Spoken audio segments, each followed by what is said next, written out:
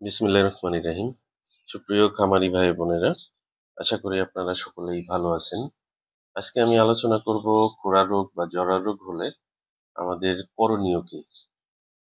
তো এ বিষয়ে প্রথমে আসা যাক যে আপনার গরুটির কি দেখে বুঝবো যে এটি খুরা বা জরা রোগ বা এফএমডি রোগে আক্রান্ত হয়েছে।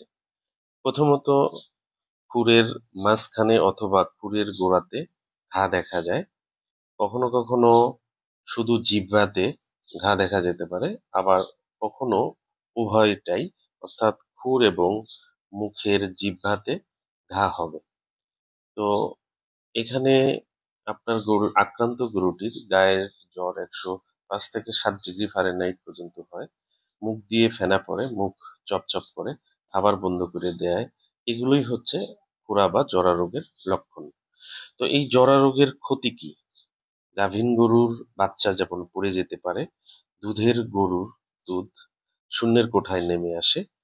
বাছুরের গরু বাছুর গরু সাধারণত বয়স যখন 6 মাসের নিচে, এমন গুলোর মৃত্যু প্রায় শতভাগ থাকে। এমনকি বর্তমান সময়ে বড় ষাঁড় অথবা বড় গাভীও কিন্তু জরা বা খুরা রোগে আক্রান্ত হয়ে মারা যাচ্ছে। ফলে এ রোগের ভয়াবহতা অনেক বেশি। কাজেই এ রোগ থেকে বাঁচতে আমাদের সতর্কতাই একমাত্র অবলম্বন হওয়া দরকার।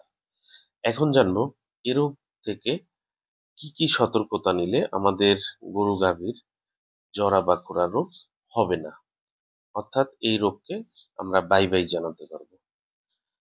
প্রথমত, আপনি যখন নতুন গরু বাজার থেকে কিনে বাড়িতে আনবেন, তাকে কোনোভাবেই বাড়ির অন্য গরুর সাথে মিশানো যাবে না।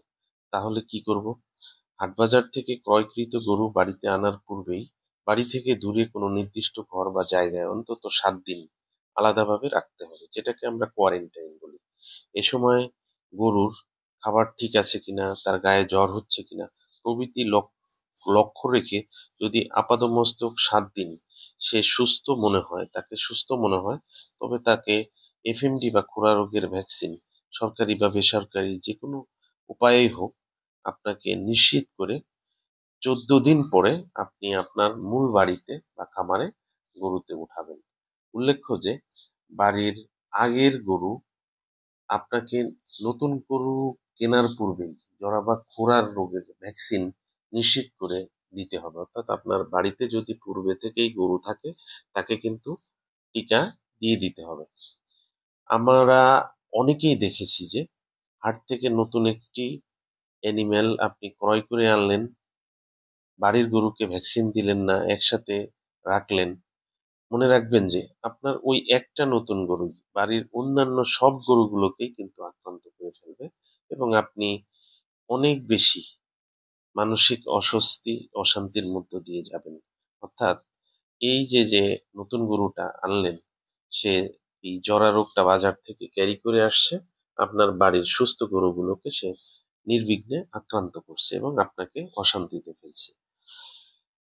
তো খামারি ভাইরা, এই রোগে আক্রান্ত হলে আমরা কি করতে পারি? আপ- আপনার আক্রান্ত গরুকে নিয়মিত গোসল দিতে হবে, দৈনিক অন্তত একবার, কোনো কোনো ক্ষেত্রে 2 বার দিতে হবে। আর গোসল যদি আমরা না দিই, তাহলে আপনার ওই গরুটি তাতানো বা শাসানো সবসময় ঝুঁকতে থাকবে, এরকমের একটা সিমটম কিন্তু রোগ সারার পরে দেখবেন, যেটা কোনোভাবেই কাম্য নয়। এই জন্য নিয়মিত গোসল দেওয়ার কোনো বিকল্প নেই। এই গোসল দিলে একদিকে তার শরীর ঠান্ডা হবে, অন্যদিকে এই তাতানো বা শাসানো রোগটাও কিন্তু হবে না। তবে আমরা অনেক সময় দেখি যে গোসল দিলে জরা রোগে আক্রান্ত গরু কাঁপতে থাকে। এই কাঁপুনির ভয়তে আপনি গোসল দিচ্ছেন না, তো এটা কোনো মতেই ঠিক না। আর মুখের ঘায়ের জন্য riboflavin, glutamic acid, vitamin C সমৃদ্ধ ঔষধ, যেমন এফএল কেয়ার, অ্যাপথো কেয়ার, বাজারে প্রচলিত আরো অন্যান্য কোম্পানির ওষুধ আছে, এগুলো জিহ্বায় ঘষে দিলে সে খেয়ে ফেলবে এবং জিহ্বার ঘাটা পর্যায়ক্রমে আস্তে আস্তে কমে আসবে। পায়ের ঘা থাকলে ওই ঘায়ে ভায়োডিন দিয়ে ওয়াশ করতে হবে, এবং ট্রাইক্লোরফোন পাউডার এবং সালফানিলামাইড পাউডার একসাথে মিশিয়ে খুরে বা পায়ে লাগিয়ে দিলে একদিকে যেমন মাছি পড়বে না, সেক্ষেত্রে পোকাও হবে না, এবং ওই ঘাটা তাড়াতাড়ি ভাবে টেনে যাবে এবং এনিম্যাল সুস্থ হবে। পায়ের ব্যথা কমে যাবে। আক্রান্ত গাভীটির ভিতরের জ্বর কমানোর জন্য আমরা প্যারাসিটামল জাতীয় ওষুধ যেমন ফার্স্ট বেড, পাইরালজিন বেড, এইচ বেড এরকমের ওষুধ 100 কেজি ওজনের জন্য একটি করে দিনে 2 বার ব্যবহার করতে পারি। এছাড়াও আমরা অক্সিটেট্রাসাইক্লিন অ্যান্টিবায়োটিক এবং সালফাডায়াজিন অ্যান্টিবায়োটিক ট্যাবলেট যদি আমরা মুখে খাওয়াই, তাহলে মুখ এবং পায়ের ঘা আরো দ্রুত ভালো হয়ে যাবে এবং আপনার গরুর খাওয়া দাওয়া নর্মাল হবে। তবে মনে রাখবেন, এই রোগে আক্রান্ত হলে দুধের গরুর যেমন দুধ কমবে, বাছুর গরু যেমন মারা যেতে পারে, গাভীন গরুর যেমন বাচ্চা পড়ে যেতে পারে, তেমনি তার প্রচন্ড রকমের স্বাস্থ্যহানি হবে। কাজেই আমাদের অবশ্যই মনে রাখা উচিত, রোগ হওয়া মানে আপনার যেমন একটা আর্থিক ক্ষতি, তেমন মানসিক একটা অশান্তি। কাজেই জরারোগ হওয়ার আগে গরুর সুস্থ অবস্থায় টিকা দিয়ে আপনিও আপনার এনিম্যালকে ভালো রাখুন। ভালো থাকবেন, সুস্থ থাকবেন এই কামনায় আজকের মতো এখানেই শেষ করছি।